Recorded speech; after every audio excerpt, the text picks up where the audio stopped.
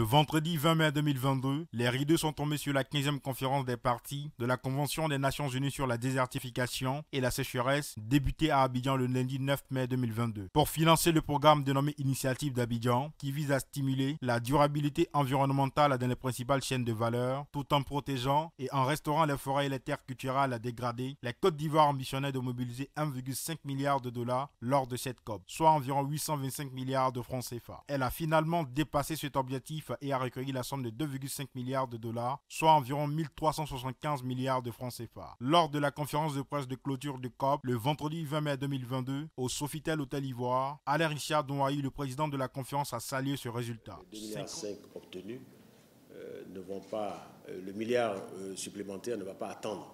Et je pense que même cette initiative-là va rechercher encore plus de moyens sur les 10 années à venir pour permettre donc d'avoir des changements notables dans l'économie même du pays. C'est une véritable transformation économique du pays, un véritable second souffle au niveau du développement économique basé sur l'agriculture en Côte d'Ivoire.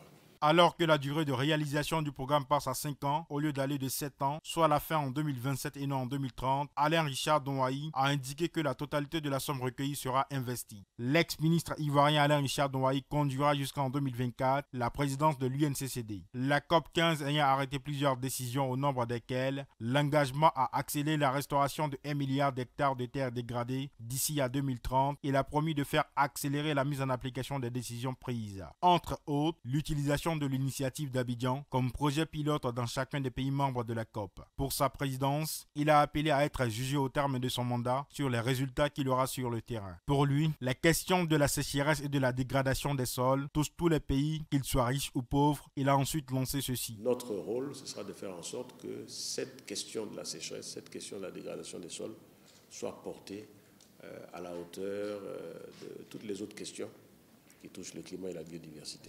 Cette COP est la troisième à se tenir en terre africaine. Avant la Côte d'Ivoire cette année, la Namibie avait accueilli la COP 11 en 2013 à Windhoek, sa capitale économique et administrative. En 1985 déjà, le Sénégal accueilla à Dakar, sa capitale, la deuxième conférence ministérielle de la COP.